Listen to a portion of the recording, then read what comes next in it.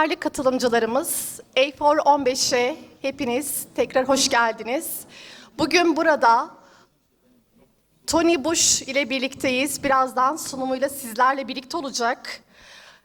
Kendisi hakkında kısa bir bilgi vermek için buradayım. Tony Bush, Nottingham'da eğitim liderliği profesörüdür. Kendisi eğitim yönetimi ve liderliği alanında profesördür. Birleşik Krallık ve Malezya'da sorumlulukları bulunmaktadır. İngiliz Eğitim Liderliği Derneği'nin yani Belmas'ın başkanı ve konsey üyesidir. 2002'den bu yana bütün uluslararası dergilerde eğitim yönetimi, yönetim ve liderlik alanında yaptığı çalışmaların editörüdür. Önceki deneyimiyle üniversitelerde profesörlük atamaları içermektedir. Şimdi sizlerle yapacağı sunumu üzere baş başa bırakıyorum. Kendisini buraya davet ediyorum.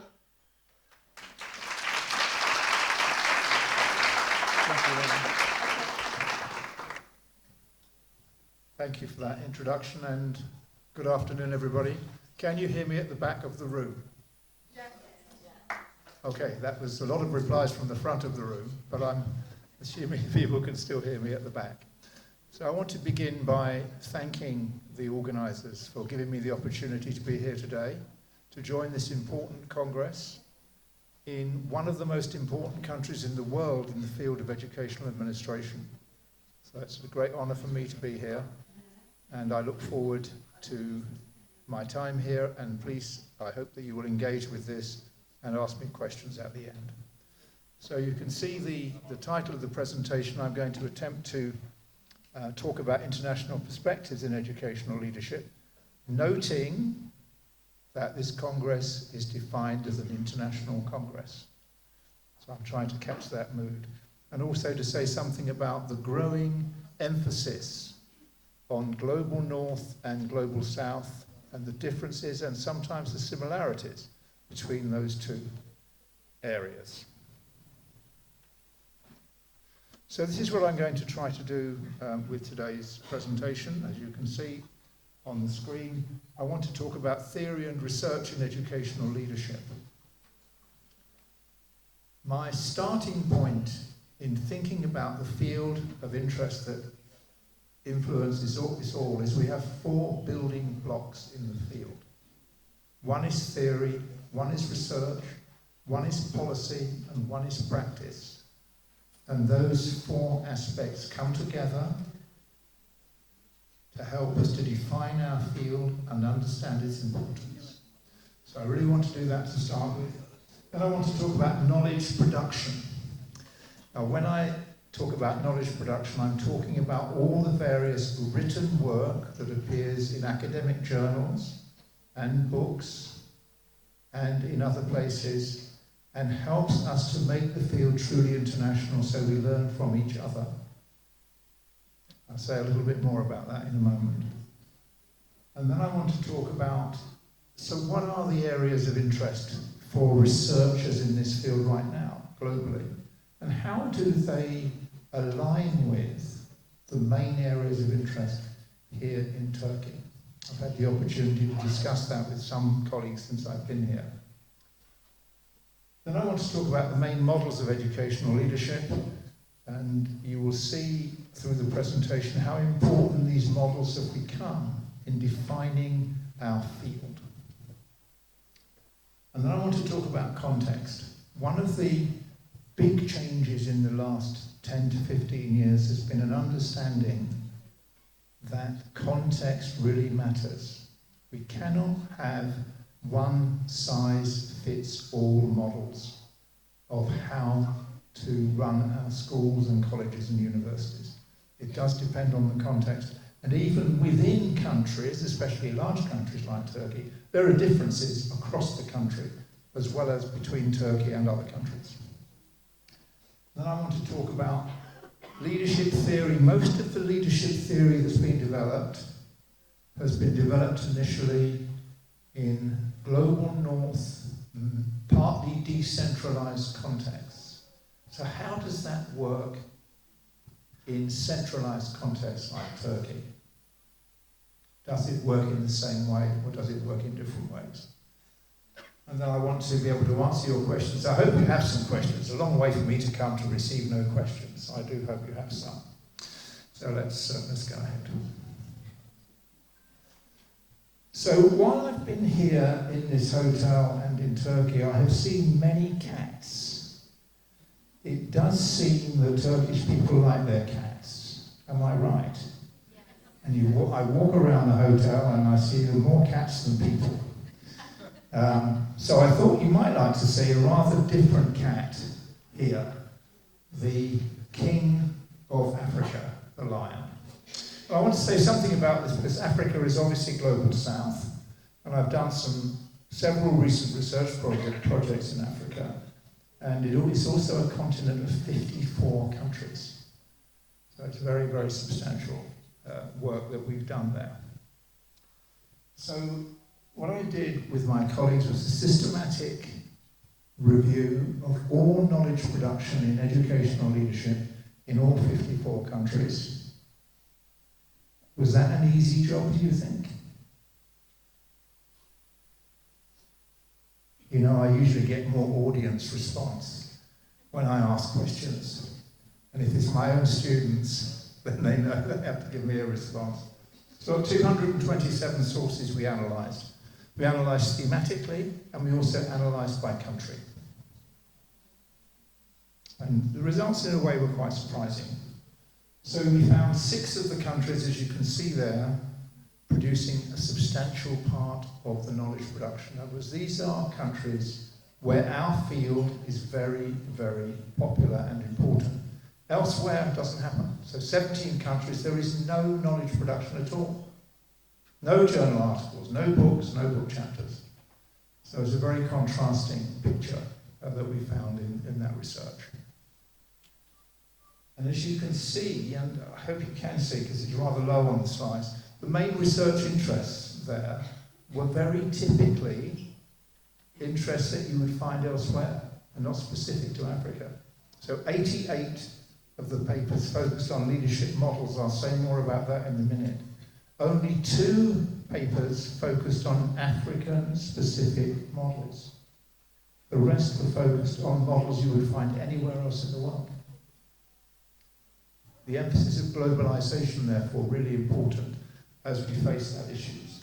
Then there's the issue of leadership preparation, 55 papers. One of the big challenges facing our field globally is how do we prepare our school principals?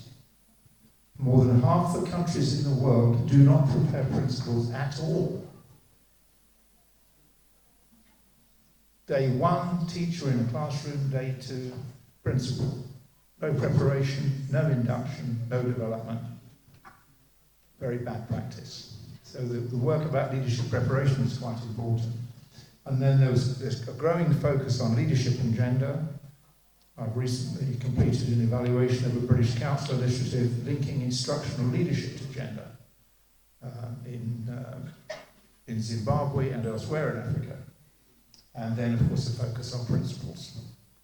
Okay, let me move on. So, some of you will be aware, and you may just have been told, I'm Editor-in-Chief of Educational Management, Administration and Leadership, the #1 ranked academic journal in the world in our field. And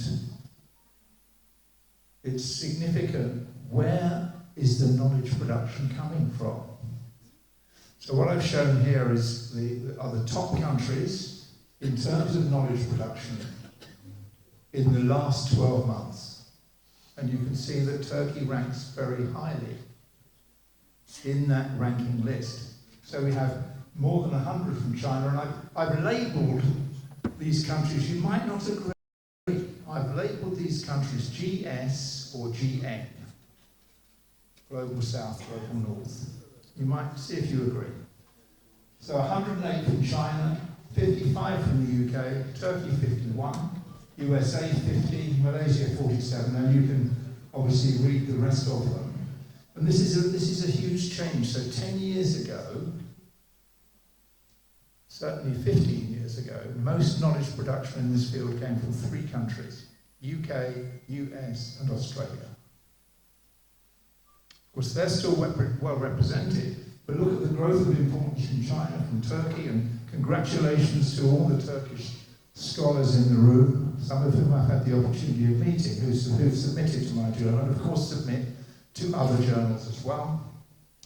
And then there's also Malaysia, where I've done a considerable amount of work myself, and the other countries you can see there. For those of you interested in journal publishing, I'm doing a session on how to get published in top journals tomorrow morning. Some of you may be aware of that already. Okay, so I want to turn the focus now to the issue of theory and educational leadership and how theory has developed in the field over the period of time. So I know I look very young, but I first... Hello? Excuse me.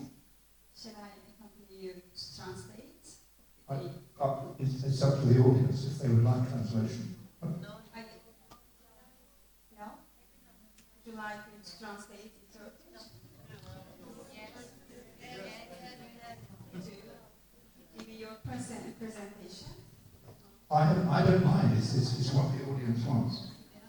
I don't mind. I'm hearing both yes and no, which is not very helpful. Try to sum up every slide, after you take small breaths. Okay, I can do that. Yeah. What page? Yeah. Yes, so shall I stop now or after the slide? After this one.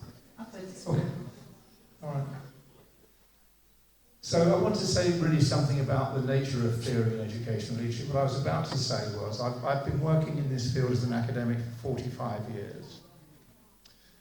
And the field has changed enormously in that period. And there's been massive theory development, some of which I've been privileged to develop.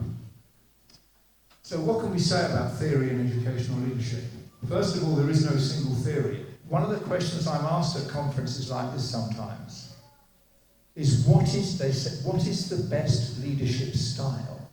Transformational leadership. Well, thank you. It's good to know people are responding to me. So there's an opinion that transformational leadership is the best style, and there will be many people who would agree with you. But also there will be many people who would disagree with you. I think it's up to according to the teaching environment. Okay, yeah, now there are variations, so there's no doubt about that. I'm going to talk about each of these different styles separately in a moment. So what I'm trying to get across at this stage is there's a lot of difference of opinion about this. Some people are passionate in believing that one particular model is the best. Other people would say, which my own opinion is, it depends on the situation and the context. Well, priorities would be part of that, but there's another question there, which is whose priorities? Maybe culture? Culture makes a difference as well, and context makes a difference. So, all making very good points. Thank you for joining in the conversation.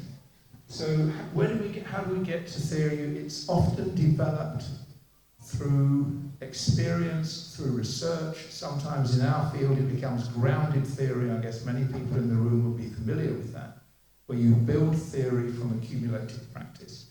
And that's what's happened with our field. And what we have is many, many models of educational leadership and administration. I won't have time to go through all of them. That would take the whole of the Congress time. I'm going to focus on some of the main ones in a moment.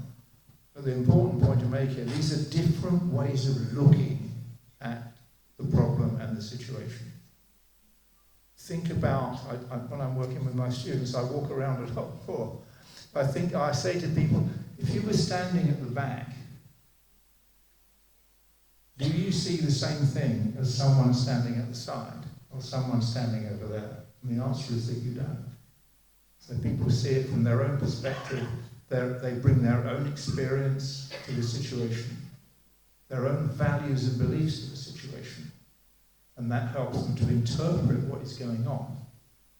And it's rare for all interpretations to be the same, as we will see. Okay, so the thing is theory may be relevant if it informs policy or practice. So what I try to avoid in my own writing is a situation where you have theories that have no relevance to policy and have no relevance to practice.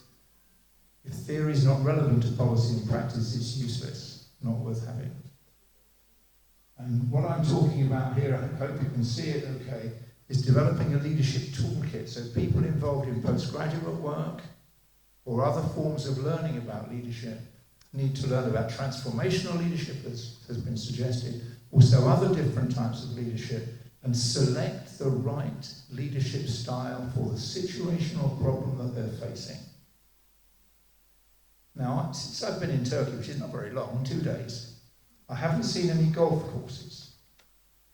Does anybody play golf in Turkey? No.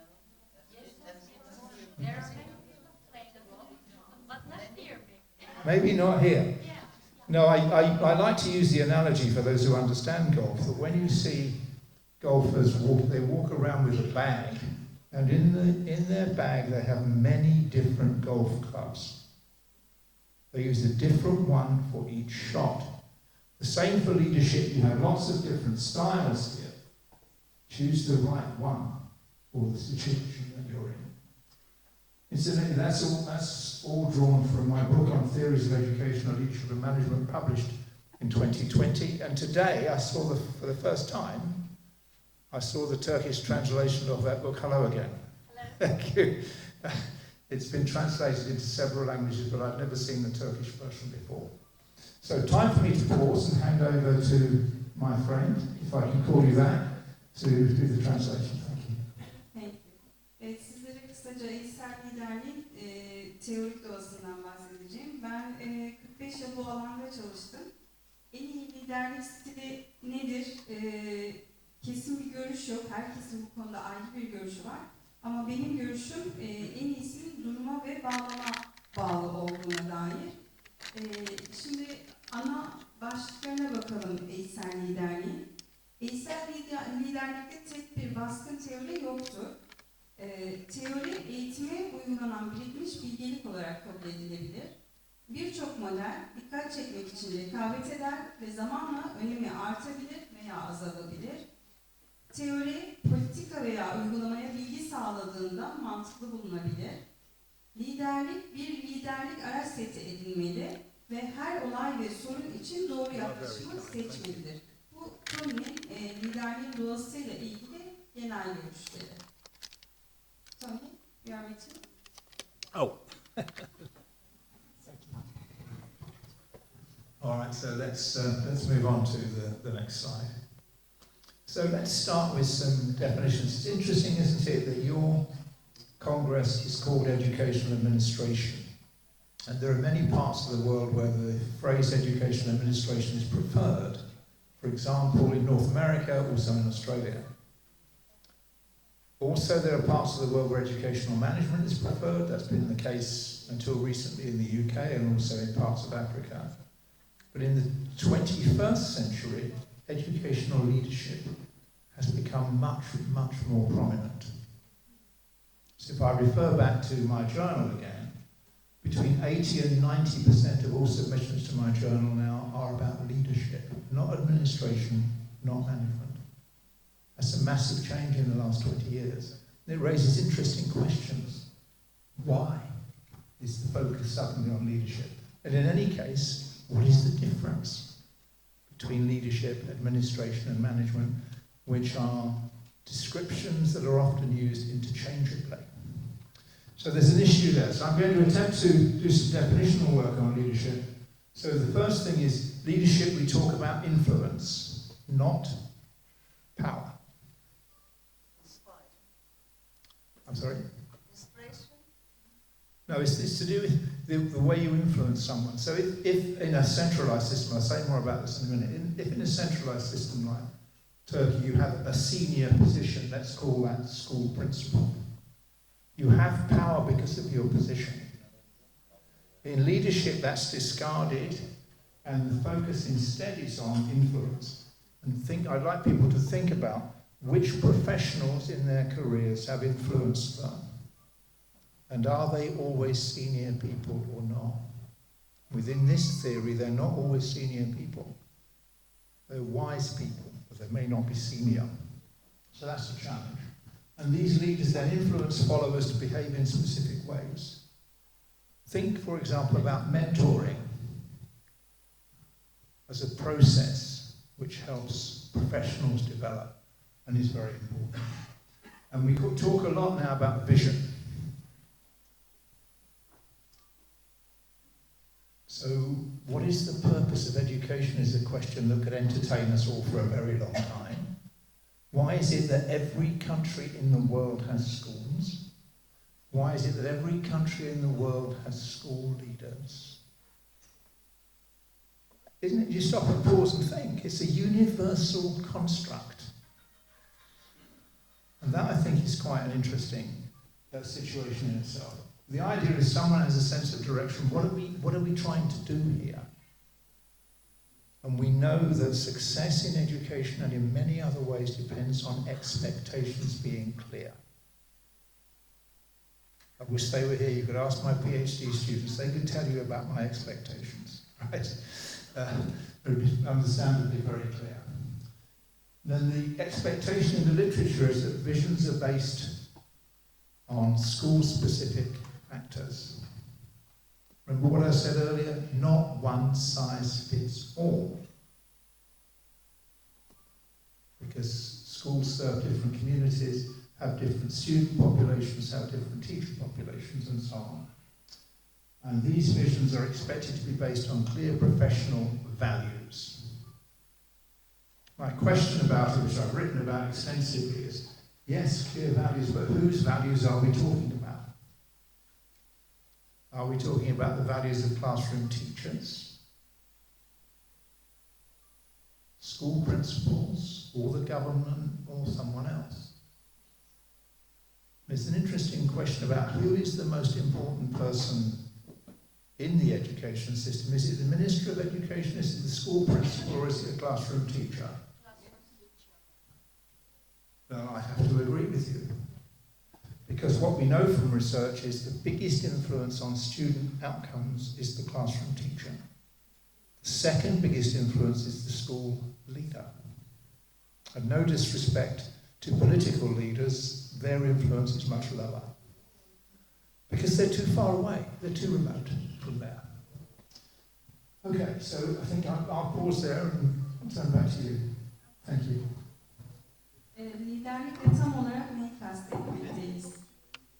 Liderlik güce değil etkiye dayanmaktadır. Liderler takipçilerine belirli şekilde davranmak üzere etkilerler. Liderlik vizyonla bağlantılıdır. Okula yön verme duygusu sağlar. Vizyon okulların ve toplulukların özel ihtiyaçlarına dayanmalıdır. Ancak hükümet politikalarının takip edilmesi gerektiğinde bu mümkün müdür? Diğer bir soru sizlere sordu.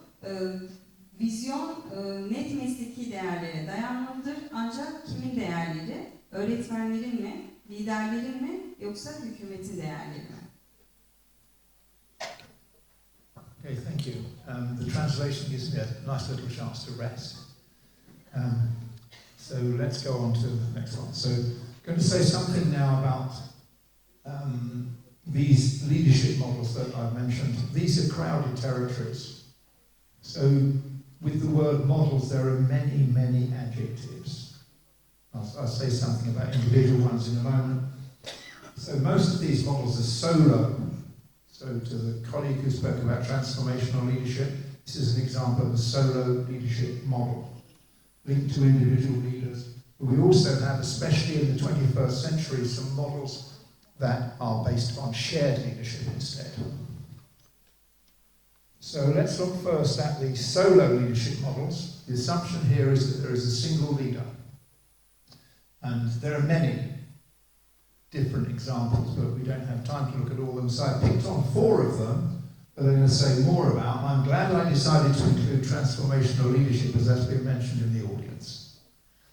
So let's start with managerial leadership. And I've started with this, and I want to ask you to think about this, because many centralized systems operate through a managerial leadership pathway. So you might want to think about whether this is true of your country.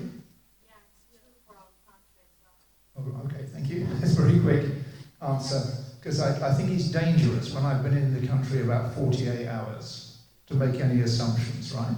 And I've got an audience of experts. in front of me. So this is based on positional leadership. Your power as a leader depends on your position. And I find it fascinating. I've had the opportunity to work in 28 countries. Turkey is the 28th country. And when I visit schools, it's fascinating. I look at the door into the principal's office. And on the door in centralized systems, you see the magic word principal. No name. Of course, that may be different in Turkey. But what does that message convey to me? Is what matters is the position and not the person. Here it's written.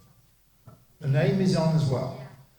Excellent. So that's very good. I'm pleased to see it. But there are many systems where that's not true. And of course, the advantage for the system is Principal A leaves and replaced by Principal B, and you don't need to change what it says on the door. It says the same. So the position is the most important thing in this model, and when you lose your position, you lose your power. Because it comes with the position. And here the power is linked to the hierarchy. So one of the interesting things I do with my own students is to ask them to do an accountability exercise. Who is the principal accountable to, is my question to them. And I give them 10 options. We don't have time for 10 options now. But some options would be, so are you accountable to the students, to the teachers, to the parents, or to the district office or whatever administrative hierarchy exists? So it might be a question that you might want to think about in relation to your own. What I get, and forgive me for using over-theoretical language, what I get is a normative response. My real commitment is to the students, and then an operational response, but in practice I have to do what I'm told through the hierarchy. The more senior you are, this is vertical accountability. You go upwards and upwards and upwards. So you might want to think about that. So vertical accountability to the hierarchy. Now, one of the things that worries me about this, and it's beginning to affect my own university, I have to say, is a decision is made about something. When you say to them, why have you made that decision? It's the responsibility of professors to ask questions like, why? Okay? So, I want you to do this, my question is why? Not, my answer is not yes. Why? So, what they say to me very often is, oh, that's the university's procedure. That, for me, that is not an answer. For me. Yes, so the procedure is dominant. What does that tell us? A bureaucracy is dominant. If the only answer you can give me as a senior professor is that it's procedure, then I won't do it. Now, what does that make me? A rebel, right? I won't do it because I need a better answer than that. And if we simply do everything that someone more senior to us says we should do, then we've lost our ability to think and to make judgments. So, again, you're free. There'll be question time and you can disagree with me. Okay, that's fine. So, that's the danger. We call it managerialism when procedure is more important than meeting the needs of students and teachers. And that does concern me. It's a problem in my own university at the moment. But this model is often dominant in centralized systems. In many countries around the world, I've asked, why are you doing that? And the answer is because we've been told to. And do you think it's a good idea? They say no, but they still think they have to do it. So is that the way it is in Turkey? Or is it different in Turkey? You can tell me later. Okay, we now come to the most important model of transformational leadership. Is that correct?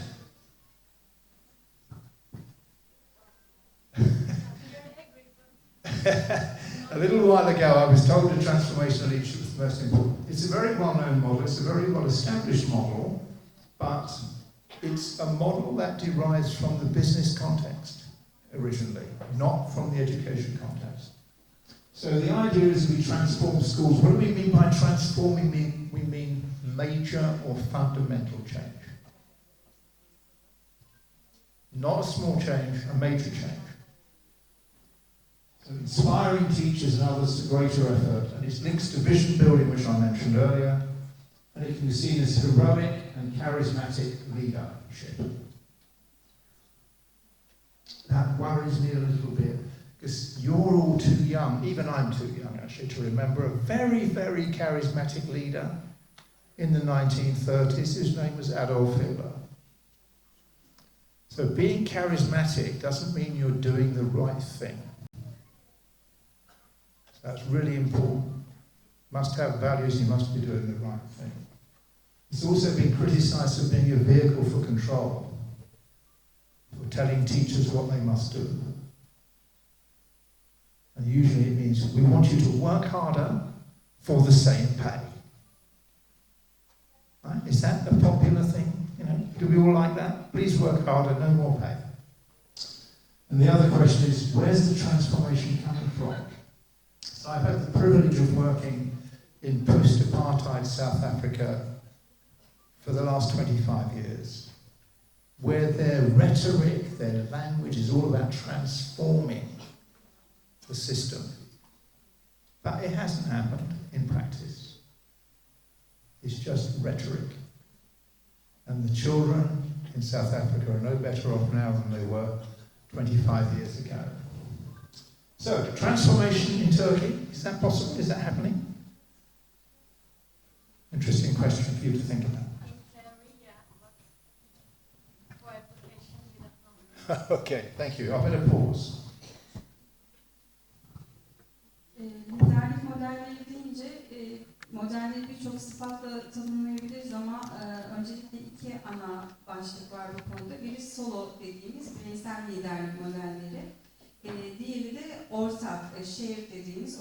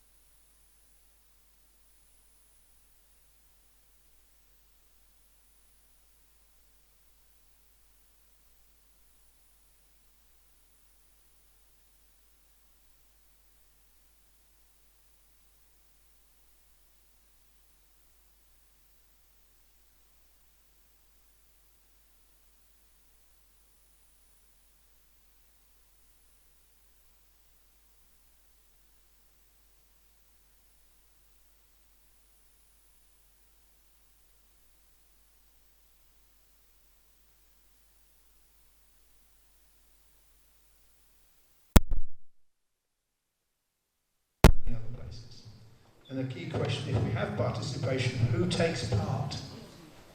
Teachers, students, parents, other stakeholders? Interesting question. We talk a lot more now than we used to about the rights of children and young people. Do they co-construct their curriculum? Or do they simply accept the national curriculum implemented by the classroom teacher? An interesting debate. There are plenty of people who say children are too young, they don't know what they should be learning. And others who say co-construction is very important, which is also a key feature, isn't it, of qualitative research. Co-construct with the participants. Okay, let's go on to distributed leadership. Now, distributed leadership is a phenomenon of the 21st century. And as far as my journal is concerned, and many other journals, there are so many submissions that are about distributed leadership now. It's the most popular model in the 21st century. The key point here is that it should be emergent. It's independent of the formal structure. Any teacher or stakeholder can participate through a distributed leadership process. Remember, this is a theory or a model. Raises interesting questions about whether it actually happens in practice, and if so, in which situations. It may not work everywhere. So it's based on influence. I mentioned that earlier, not formal power. It's not to do with having your name on the door. It's to do with influence. And if you have many leaders, you have what we call here leadership density. I'll say something in a minute about having leadership density improves and extends the impact of leadership beyond having a single leader. The interesting reaction from the research that's been done with principals is twofold. Some principals resist distributed leadership because they want to keep the power all to themselves. Other principals want to share leadership because they have to work too hard, and this means they can give the work to other people to do. Say something about that later. So one of the key questions that's debated quite frequently, I've written about it myself quite extensively, what is the difference between distribution and delegation? My own view of this is, delegation is when a more senior person asks a more junior person to carry out a specific task. Distribution is where the responsibility rests with the person. And that person can take the initiative themselves to take on a responsibility without asking for permission to do so. This is called an emergent model. And that's what you'll see in much of the literature, and those of you who are familiar with this literature, that's the way it's defined by people like Peter Gron and James Spillane and Alma Harris and others who write about this. One of the challenges in practice in working in centralized systems is, have we simply changed the language and let's call it distribution, when the practice is unchanged? That's why I talk here about distributed leadership being delegation in disguise. Right? So we're calling it distribution. That sounds good, eh? Distribution sounds better than delegation, but it's the same thing. So in a big research project I did with my colleague Ashley Earn in Malaysia, we found something very interesting. In their policy document, they are saying that schools should practice distributed leadership. It's actually being set out as a policy objective. When we looked at it in detail, we looked at it in several states, in many schools, what did we find? Delegation in practice. So we called it allocative distribution,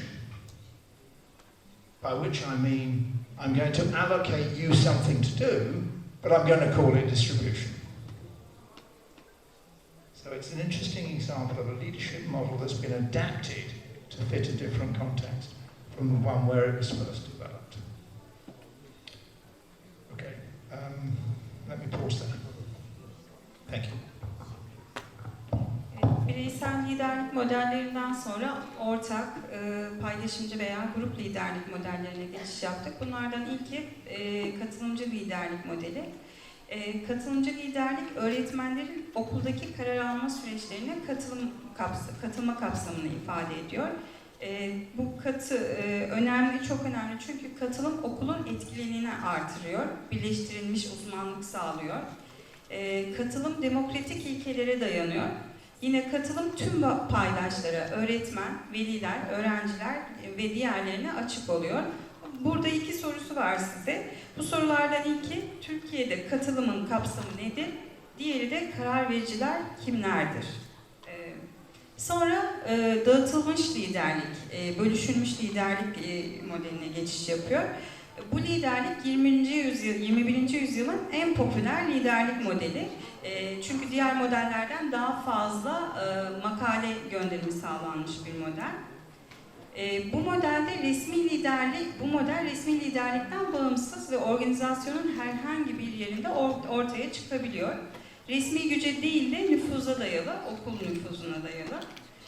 Liderlik yoğunluğu gibi bir kavram var burada. Bundan kasıt şu, yöneticiler güçlerini korumak için dağıtıma, yani görev dağılımına direniyor mu veya iş yüklerini azaltmak için dağılımı memnuniyetle karşılıyorlar mı? Buna göre liderlik kapasitesinin artırılması söz konusu olabiliyor. Dağılımın yetki devrinden farkı nedir? Buradaki ilk soru. Yani görev dağıtımı yetki devriyle aynı şey mi, farklı şeyler mi? Veya dağıtılmış liderlik yetki devrinin kılık değiştirmiş bir hali mi? Diğer bir deyişle söylenişi mi? Bazı merkezi ülkelerde, örneğin Malezya'da bu özellikle dağıtılmış liderlik allocator distribution denilen, yani görev dağılımının kanıtı olan bir model uyguluyorlar. Bunlardan bahsetti. Ve sonrasında evet, participative leadership, yani katılımcı liderliğe geçiş yapacak. So just a few slides left to share with you. So the next one is teacher leadership. And remember, of course, that teachers are the core individuals in our system. There are more teachers than there are principals. Yes, you will all know that. So there's a connection here. So if you think about distribution, who do we distribute to? Interesting question. So one of my PhD students from China is looking at distributed leadership at the moment. One of her research questions is, to whom is leadership distributed? Good question for her to explore. So distribution is usually to teachers, not just to teachers, but teachers very often. If you don't distribute to teachers, who do you distribute to as a leader? And I very much like the model of Cally Grant, who's a South African scholar at Rhodes University, who talks about 4 different settings where teacher leadership can occur. So if we start within the classroom. Now, in most countries in the world, you can tell me if it's different here, the model is a single teacher with a group of children or students in a classroom.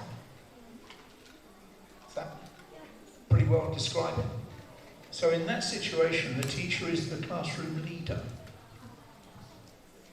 And that's pretty well universal, something I've found in many countries. Secondly, what about beyond the classroom? What about teachers collaborating with each other? For example, within a subject group, mathematics, science, languages, working together for curriculum development and to share their ideas and expertise. That's the second level of teacher leadership.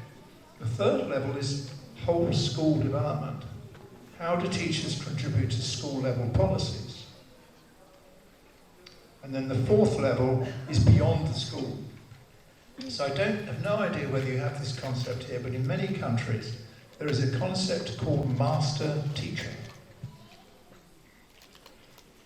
And one of my not so recent research projects compared the role of master teachers in Malaysia with those in the Philippines. And that's an interesting role of teachers taking the lead for curriculum development, for teacher development, and for student development as well. And what we see is teacher leadership empowering teachers, not just to be responsive to the initiatives of others, but to make their own judgments about what is needed for their children, for their subject, and for their school. But it requires a collaborative culture, which you can find in some places, but not everywhere. Okay, and the issue for me is there much scope for teacher leadership in centralised systems? And that's a question you all know more about than me. Okay, I want to turn to instructional leadership. This has become very important in recent years, certainly up to and including the pandemic. And it answers the question, what is the most important responsibility of educational organisations? Before the pandemic, let's say up to 2019, the usual answer to that was student learning. Think about educational organisations, the ultimate learning organisation, that's their prime purpose. And we have expectations, don't we, about how children develop and learn over a period of time. So instructional leadership, very, very important from that point of view, focuses on the teaching and learning process. It aims to improve classroom teaching, and there are various processes that are used in the literature and sometimes in practice. I call these processes the 3 M's: monitoring, modelling, and mentoring. Easy to remember, 3 M's. So by monitoring, schools set up processes where classroom observation is carried out, and a senior or middle leader observes teachers in the classroom and gives them feedback about their teaching. I don't know whether that happens here in Turkey or not. The other options are modelling. Now, when we talk about modelling, I'm not talking about the catwalk, where people wearing the latest fashion, which of course I'm wearing, walk across and are then applauded. I see I've got no applause, that's disappointing. And then, oh, thank you. and then they walk back again. I'm not talking about that kind of modelling. I'm talking about modelling as a process for teacher development. And it answers a key question, a serious question is, how do you improve classroom teaching? And the way it's done in some systems is good practice is modelled. So someone who identifies as a particularly good teacher provides demonstration lessons to other teachers, particularly less experienced ones. This is very, very dominant as a process in China. For those of you interested in the PISA rankings, the Programme for International Student Assessment, the countries at the top of that list have modelling practices to develop their teachers. And then mentoring. So what happens? You observe a teacher's class and you find it has some problems. Maybe the teacher doesn't have good subject knowledge. Maybe they can't control the class. Maybe they don't have empathy with the children. But so you find that out, you have to feed that back and help them to improve, otherwise nothing changes. So that's the third aspect of that. Sometimes it's called, in the literature, leadership for learning, and it raises interesting questions about who are the instructional leaders. And it may be a shared model, but it also raises this question: who is the leader in the classroom? If the teacher is the leader in the classroom, how would they welcome someone else coming in and telling them what to do? It's an interesting model. I can't do it in this large hall when I'm working with my own students. At this point, I go to the door of the classroom and I close it. Symbolic, you see. That's my zone of influence, the classroom. So that's why I close the door. It's hard to do here, the room's too big. But that's what I'm trying to do with instructional leadership. But what has happened, and we haven't got a model for this yet, what's happened since the pandemic? Leaders and teachers have come to understand that student welfare is more important. We know the ongoing challenges to the mental health of students and also teachers from the traumatic effects of the pandemic. So some people think the problem with this model is it's focusing on teaching and learning and forgetting everything else. So So one of the criticisms of the Chinese societies that top the world rankings is they're neglecting student welfare, they're neglecting enrichment aspects of the curriculum like drama and music and sport. So it's an interesting question about how hard we should be pushing instructional leadership. One more slide. So, contingent leadership. Contingent means it all depends. So there's no single best type. I mentioned earlier that sometimes people say to me, I probably won't get this question now. What is the best leadership style? There's no single best type. It depends on the situation. And so that's very important. And so we use the phrase contingent leadership, contingent on the setting, not one size fits all. Now, I am 1 meter 88 tall. So for me, one size does not fit all, right? It could be a problem for me if I try and go in a store and I take some trousers and then they don't fit. So one size does not fit all.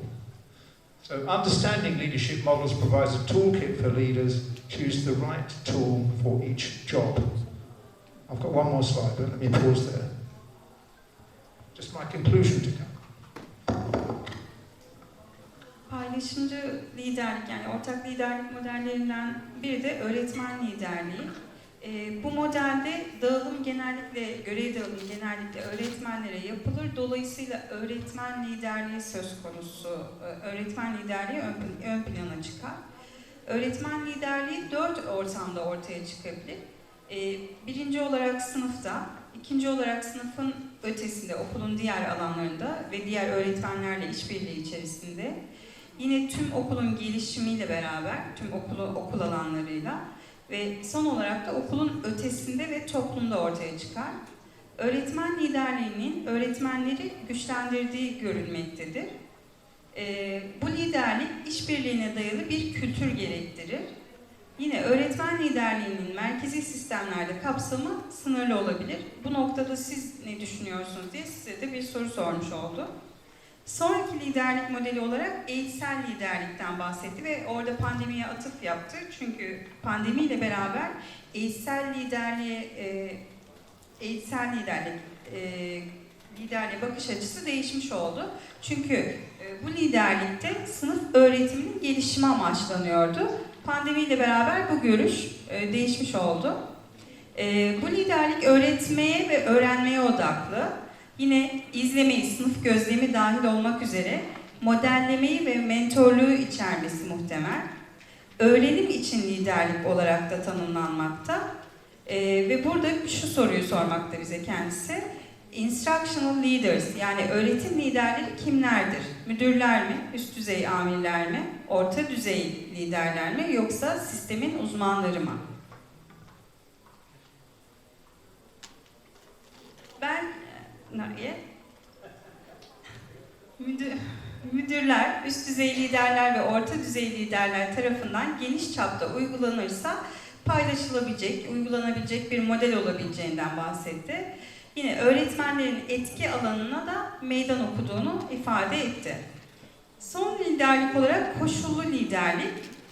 Bu liderlik kısmi, yani yetersiz bir model, fakat tek bir en iyi tip liderlik diye bir şey yok. Liderlik herkese uyan tek bir kalıpta değil, şartlara bağlı olarak değişmekte en iyi liderlik kavramı. Sonuç olarak da liderlik ve öğrenci buradan sonra da liderlik ve öğrenci sonuçlarını paylaşmış olacak. Öğrenciye etkilerini paylaşmış olacak. Okay, Tony, yöntem.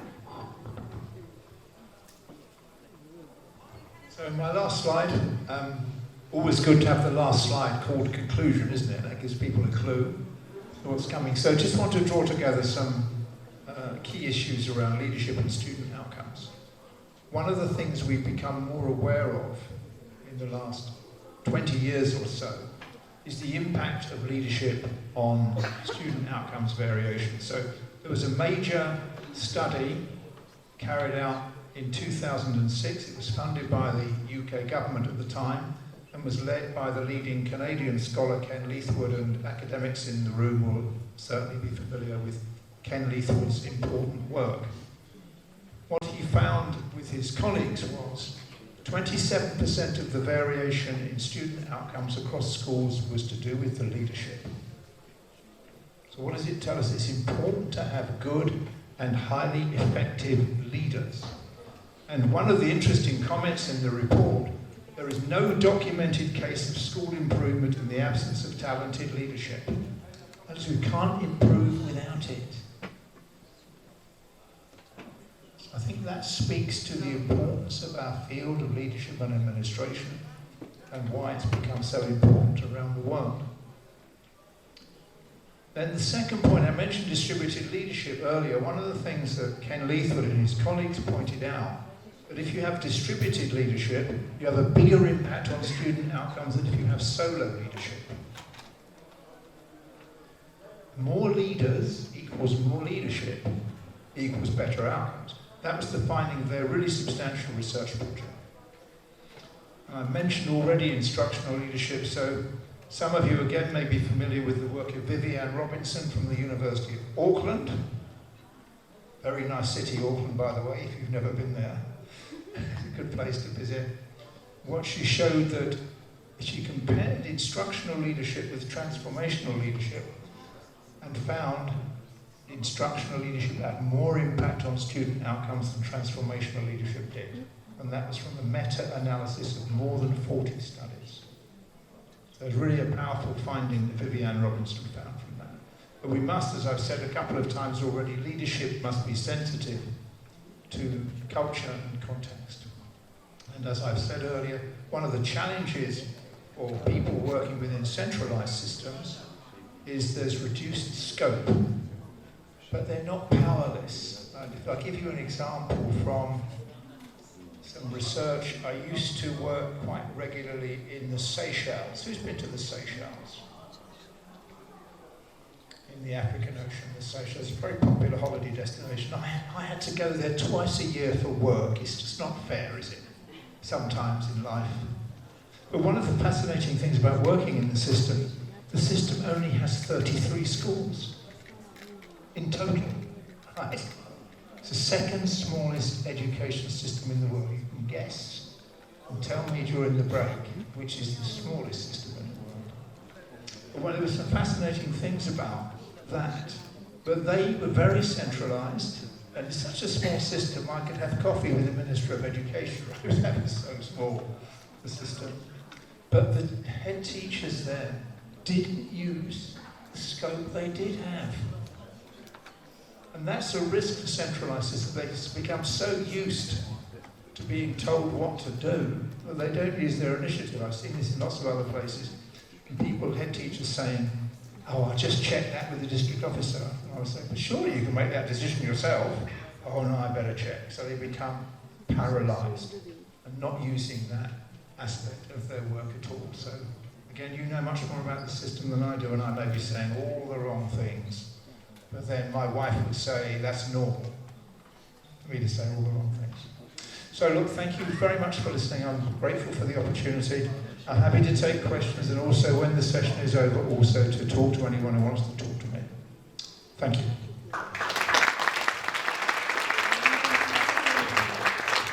Ben için teşekkür ederim. Son sunumdan sonra soruları alacağız. Liderlik ve öğrenci üzerine sonuçları. Liderlik okullar arasındaki öğrenciyle ilgili çıktıların farklılıklarının %27'sini oluşturur. Sınıf öğretmenlerinin etkisinden sonra ikinci sıradadır. Yine yetenekli liderliğin yokluğuna dair ne olur durumunu belgeleyen bir okul gelişim vakası henüz yoktur. Liderlik paylaşıldığında okullar ve öğrenciler üzerinde daha büyük bir etkiye sahiptir. Daha fazla lider, daha fazla liderlik durumu. Öğretimsel liderliğin öğrenci sonuçları üzerinde diğer liderlik modellerine göre daha büyük bir etkisi vardır. Çünkü öğrencinin öğrenmesini hedefler. Ancak liderlik kültüre ve bağlama duyarlı olmalıdır. Herkese uyan tek bir kalıp liderlik olmamalıdır. Bulunduğu kültüre ve ortamlara bağlı olarak değiştirilmelidir. Merkezi sistemlerdeki liderlerin kapsamı sınırlıdır ancak liderler güçsüz değillerdir. Kendisi teşekkür ediyor ve artık sorulara geçebiliriz. Question and answer. Shall we start now? Questions first. If there's time. I think I've finished just about exactly on time. Do I get a prize for that, finishing on time? If there's time, I'm happy to take questions, of course, if there are any. Yes, thank you. Sorular varsa alabiliriz.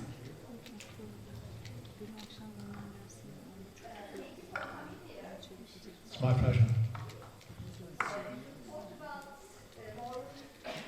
Talk about transformational, moral, participative, distributed teacher, instructional, and contingent leadership.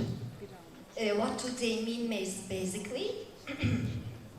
We can find most of this knowledge in the books. So, because you have made research for 45 years and you are young still, can you draw more the picture of the world according to cultures? Which parts of the country selects which type of leadership and why, and how does this affect the success or happiness? And thank you for getting a question. I hope people heard the question and there's some sense of it. I think it's useful to think about the various international comparisons of student performances, particularly the Programme for International Student Assessment. And what's fascinating is the countries at the top of those rankings are centralised countries. So we need to be careful about drawing assumptions about centralisation being worse than decentralisation. So China, Singapore in particular are very centralised, Hong Kong a bit less so. So what do we learn from that? Maybe that fills that particular culture to draw that point that you mentioned a few minutes ago. And so it has to fit.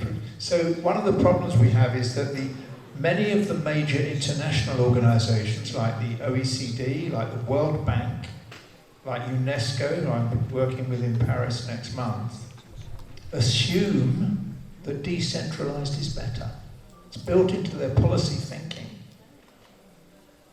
You can understand the logic, because if you give school leaders more scope, they have the potential to do more, and to do more for their students and their families and their communities.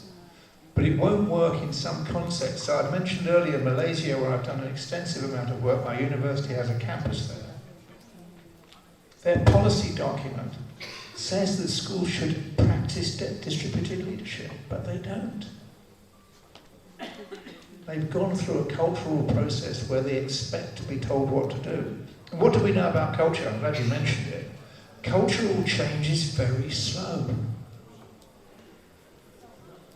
Very slow to change cultures. Cultures are deeply embedded in individuals, in families, in communities, in cities and in countries.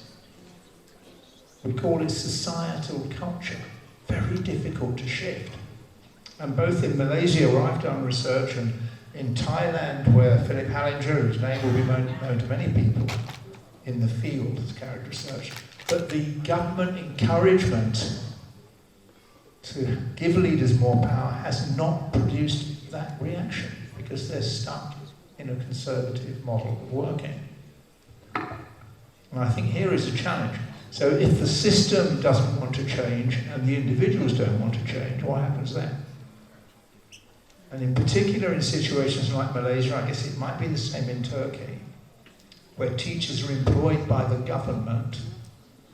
Is that the case here? Teachers employed by the government in Turkey? In that case, then, people are more cautious about challenge. More cautious about challenge than they would be if they were more independent. So, in England, teachers are not employed by government.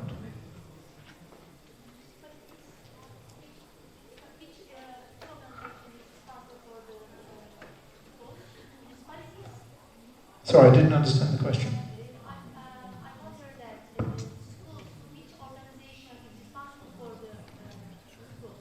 Oh, well, in the English system we have something called multi-academy trusts, semi-private organisations who look after a group of schools.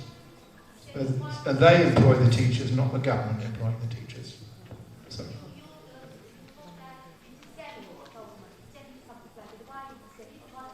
Well, because even in the most decentralised systems, there's always a national curriculum. I don't know of any country with no national curriculums. Everybody has that. And it's understandable. If you were to say, if I was to become, you wouldn't like this, if I was to become master of the education universe and I was to go to all the teachers and say, from now on we're not teaching mathematics, people would be amazed. Everybody teaches mathematics because we need to know about numbers. So there are certain things that will be agreed anyway by politicians and professionals, just the same. But if you then say, but how do you do it? Then that's a key question where people might have a different view. And which, in my opinion, should be a professional view. You set the curriculum, we have a professional view about how best to do it. So I'm not sure I fully answered your question, but I've tried. Okay, I don't know how much time we have, but if there are any more questions or comments, I'm very happy to try to answer them. Yes, please go ahead. How are you? You all right?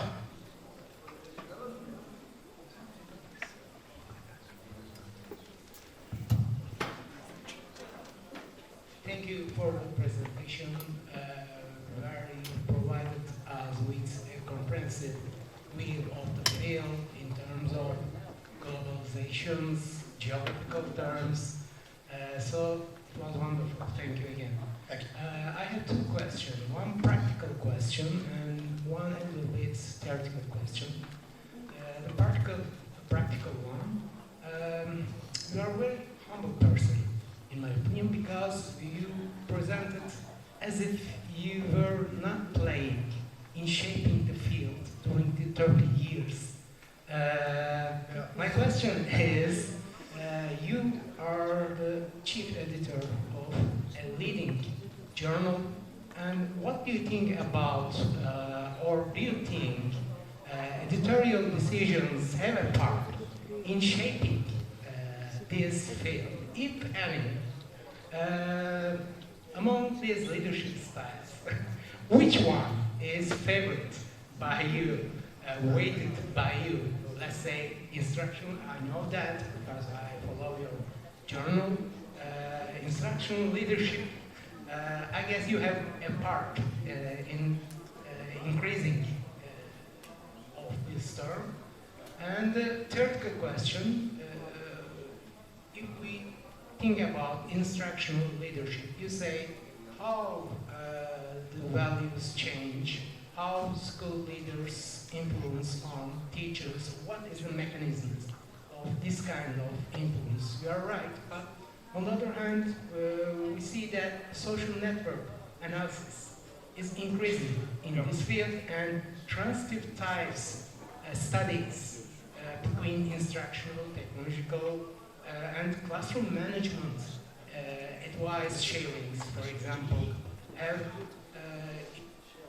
influence on this kind of transitive ties. What do you think about the future of social network analysis? Thank you. That's a big question, a set of questions. Let me start first of all with the issue of the influence that you have, and I accept the responsibility as what we might call a field leader, and the impact that a field leader who writes books, does conference presentations, edits a major journal, has on the way the field develops. I'm very conscious of that. It's not just a passive role, and I think that's what you're implying there. So when I make a decision, I'm going to say much more about this to those of you who attend tomorrow's session about journal publishing. One of the key decisions in that process as editor-in-chief is to decide whether or not an article is accepted for review. It's not accepted for publication. You understand this very well, of course, with your own role as the journal editor. But a key decision is, do you accept it for review? And when you make those decisions, I'm conscious that there is room for bias. and I might favour one type of article over another, for example. Very conscious of that. And a few years ago, one of the people who was on my editorial board at the time, but isn't anymore, this is Professor Linda Evans, did a study, research, with journal editors. She interviewed a significant number of journal editors, really to get to grips with the very issue that you're raising about the influence. But I don't have a passive reporting role. I have a participatory role as well. I'm conscious of that. And if I think back to that reporting I gave you at the beginning of the presentation, about 88 papers out of 227 published by African scholars were about leadership models. And with the exception of 2 that were focused on, all the rest were international models.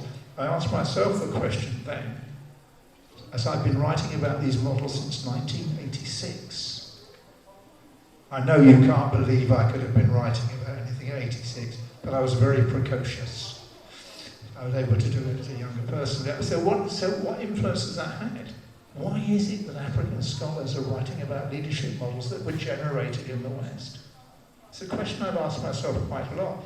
I think the answer is, I don't know this statistically, many of those people were PhD students at international universities, right? Including my own universities. I do think that's very important. That issue of the influence you have as a field leader, if I can call myself that. And I think you might be aware of this already, Coxal, but at the beginning of next month there is going to be a very important invitation-only Asia School Leadership Roundtable hosted in Bangkok by Philip Hallinger and Alan Walker, 2 world leaders in this field. I've accepted my invitation to go. It's very important. They're going to be exploring these issues in an unconventional way, not with presentations, but exploring these key issues, and I think that's going to be an important way forward. In relation to the issue of network analysis, I think you've raised an important point there, and I could have included a discussion of network analysis in this, what it loosely called shared leadership models. One of my previous colleagues at Nottingham, who's now head of Department of Education at the University of Swansea, Andy Townsend, has written extensively on this. And I was privileged to be his PhD supervisor. A very easy job, I have to say. I wish all my PhD students gave me easy jobs, but he did. So I do think that's important, and it's likely to continue to develop with networks both being within and across different organisational groupings in the way you've just described. So thank you very much for that, Coxal, and it's nice to meet you after all these years. Okay, are people ready for tea, or if you ask any more questions, I'm happy to stay. Yes, thank you. Hello again. And thank you, congratulations on your good taste in when you come to buy books.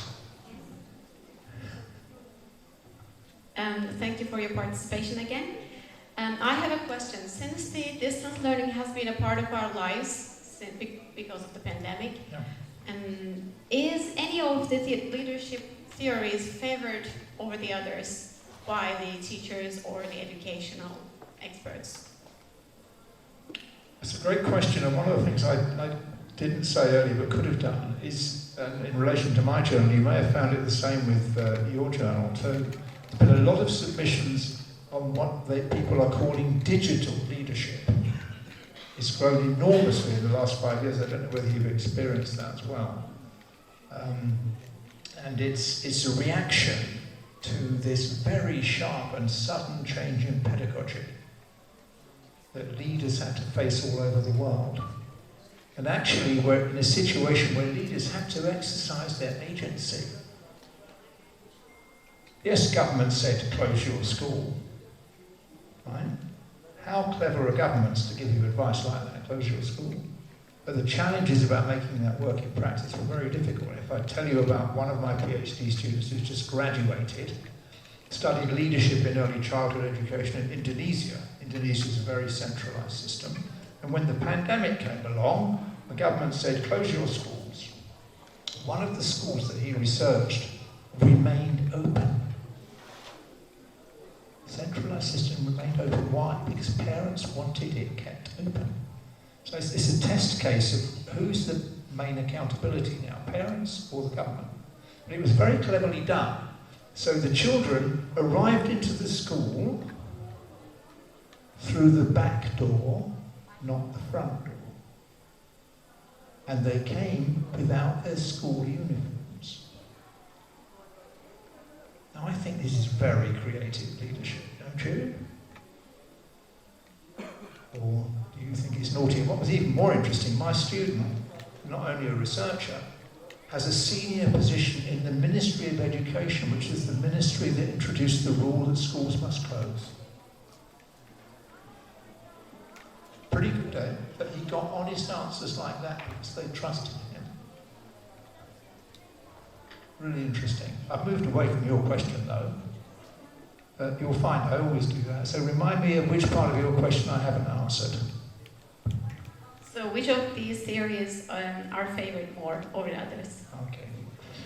Well, it's an interesting question. I do think there's been this reduced emphasis on instructional leadership that I mentioned earlier because of worries about student welfare. I think all the research that we've seen, I've published a lot of it in my own journal, but seen elsewhere, has been worried about the impact on student welfare. So lots of mental health challenges, and certainly in my own country at the moment, that's a massive challenge. We have, for example, lots of eating disorders amongst teenage girls. Very much a clear stress-related issue. Now, which is more important? Those children having those eating-related disorders cured, or them passing their exams? I hope I only have to ask you the question for you to know the answer.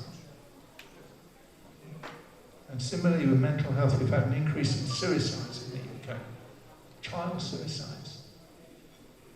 So have we pushed the instructional leadership button too far? Pressure on children to perform well in the exams? Pressure, pressure, pressure. And in the Chinese context, we talk a lot about something called tiger mothers. You heard of tiger mothers? Who put so much pressure on their children. Right? Tiger mothers. Are they like helicopter parents? No, tiger mothers make the children work all the time. The children work all the time. But when I asked one recently graduated student about the tiger mother, she said, I didn't have a tiger mother, but I did have a tiger father. So let's not just be too specific on the gender aspects of this. Okay, I hope I've answered enough of your question to be of some value to you. We have two more questions. Tony, first of all, thank you for your participation. Are there any leadership models that have been proposed especially under traumatic conditions such as earthquake and floods? And also, what is your suggestion for strong school management? So the first one is, I think the model that's emerging in terms of things like earthquakes, for example, is being called now crisis leadership. So, for example, I published a paper during the pandemic following a hurricane that completely damaged the school in the US. And then a lot of the papers I've published since on leadership during COVID have focused on that notion of crisis being the issue there. So how does that connect to the models we've talked about today? The first thing to say is that crisis leadership is something where the decisions need to be made quickly. So if you think about the issue of the pandemic and the instructions to close the school, a participative leadership model would not have been appropriate then. There was no time, let's sit down and have a meeting and decide whether or not to close the school when children and communities all around them were suffering from a major disease. So this sort of crisis leadership is beginning to develop a model where you have in place a system for rapid decision making when you're in extreme situations. And we're aware also, aren't we, all of us aware of the impact, especially here in Turkey with the challenges you've had, of the impact of various types of climate change impacts on systems. So in England we have floods, more floods than we've ever had before, leading to school closures and some deaths. You've had your own challenges with a crisis of that kind as well. So that requires highly responsive, rapid decision making for the benefit of the students and their families. Second question, could you just repeat the second question for me? Strong leadership, I think you said. Strong leader, strong school management. Yeah, strong school management.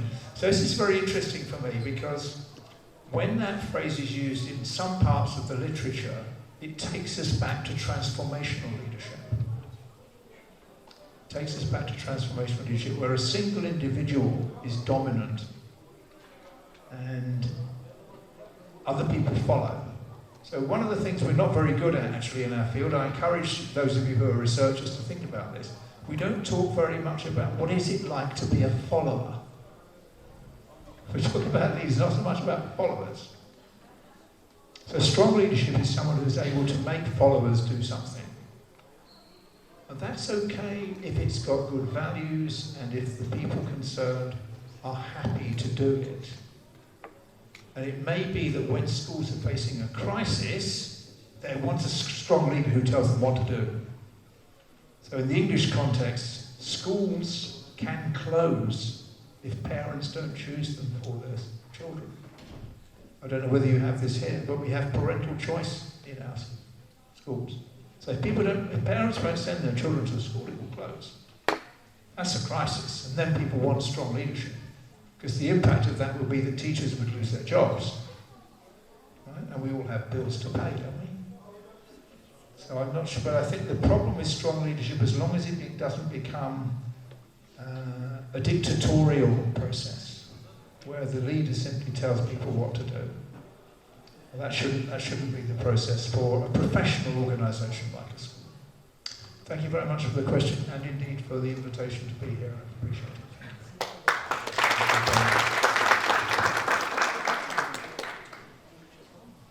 Any other questions? Başka sorunuz var mı? Thank you. Would like to say? Add? Okay. Thank you. Tell me what to do while we finish. Okay. Nothing. It's an honor to have you with us. Thank you for your presentation.